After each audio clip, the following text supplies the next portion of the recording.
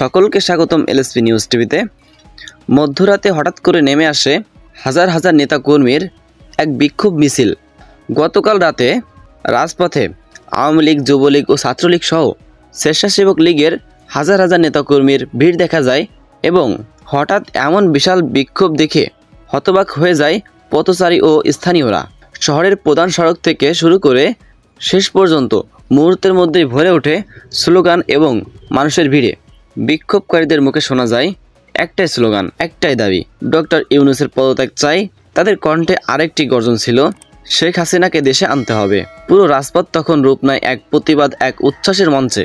তরুণদের হাতে ছিল জাতীয় পতাকা, শেখ হাসিনার ছবিযুক্ত ব্যানার। তারা জানায় এই আন্দোলন কোনো দলীয় বিষয় নয়, বরং দেশের বৈধ নেতৃত্বের ফিরিয়ে আনার আন্দোলন। বিক্ষোভের এক পর্যায়ে কর্মীরা ঘোষণা দেন, যতদিন শেখ হাসিনা দেশে ফিরবে না, নেতৃত্ব দিবে না, ততদিন আমাদের মন শান্ত হবে না, ততদিন রাজপথ থাকবে জনগণের দখলে এবং প্রতিটা আওয়ামী লীগের কর্মী সোচ্চার থাকবে আন্দোলন সংগ্রামে। দর্শক বন্ধুরা, আপনারা কি মনে করছেন? আপনারা কি চান শেখ হাসিনা আবার দেশে ফিরে আসুক এবং সুন্দর এক রাজনৈতিক স্থিতিশীল পরিবেশ তৈরি করুক? জানিয়ে দেবেন আপনাদের মতামতগুলো কমেন্টের মাধ্যমে।